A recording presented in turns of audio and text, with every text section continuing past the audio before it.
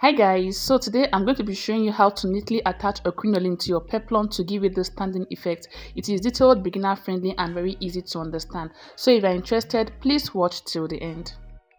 So here I've gone ahead to cut out my flare, and here I have a 720-degree flare.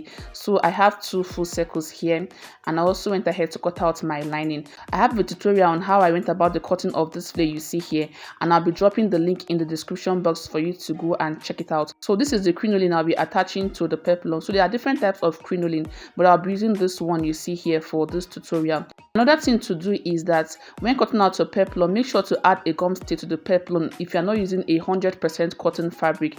This is going to help give the fabric more stability, and it will help the peplum to stand out very well. So with all this in place, I'm going to go ahead to show you how to sew your crinoline to your peplum. The first thing I'm going to go ahead to do now is to cut the peplum open. So I'm going to go ahead to fold it into two like so. Then I'll go ahead to cut one part of the peplum open, and I'll be repeating the same process on the other peplum and also on the lining piece.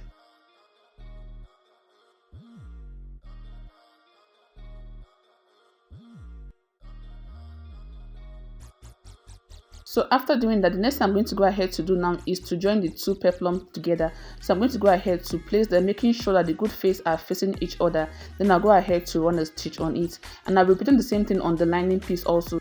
So if your flare is not a double flare like mine, all you need to do is to skip this process. After sewing them together, the next thing I'm going to go ahead to do now is to go over my ironing table and give it a good press. So after pressing it, this is what I have.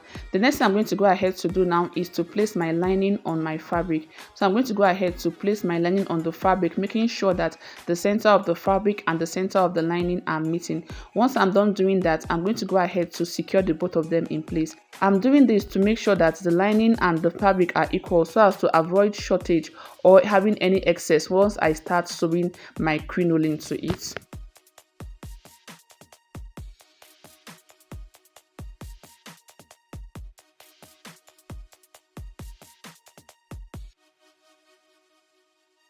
So once I'm done pinning my lining to my main fabric, this is what it is going to look like. So if you have any excesses around it, all you need to do is to go ahead to trim it. So make sure that your lining and your main fabric are equal before you start sewing your crinoline to it, to avoid having issues later on. The next thing I'm going to go ahead to do now is to start stitching my crinoline on it. And in doing that, you're going to go ahead to place your crinoline on your lining, not on your fabric. You're going to go ahead to place it on the lining part. And also you'll be going in by at least 1 inch. So I'm going to go ahead to start placing my crinoline on this part, then I'll start stitching. And also when stitching your crinoline to your fabric, do not pull the crinoline, because if you pull the crinoline, you'll be having some lapses after you're done stitching it to your flare. So all you need to do is to make sure that the crinoline aligns with the hem of the flare. Then you go ahead to keep stitching it like you see me doing in the video. So you keep adjusting the crinoline to fit into the hem of the flare like you see me doing in the video.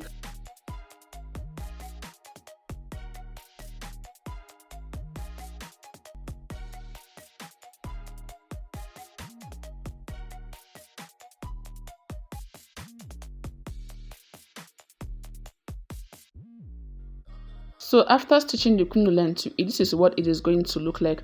I'll also be stopping 1 inch before the end of the flare, and I'll go ahead to close up that part later. So this is me cutting off the excess crinoline I have. The next thing I'm going to go ahead to do now is to knot the flare and remove the pin I use in securing the lining to my main fabric.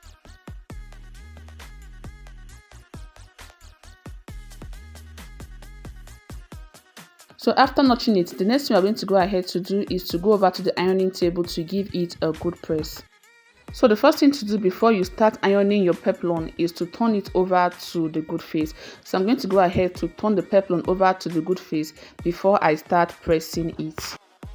In ironing the peplum, the first thing you're going to go ahead to do is to place your hand in between your fabric and the lining. Then you go ahead to arrange it like so. So make sure that a little piece of the fabric is showing on the inner part of your peplum.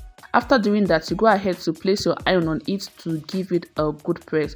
So once I was done doing that, this is what it looks like. As you can see, the crinoline is laying down flat already. So make sure that a little piece of the fabric is showing on the inner part of the peplum, as you can see on my own peplum. So this is going to prevent the lining from showing on the outer part of the peplum. So I'm going to go ahead to repeat the same process all around the peplum.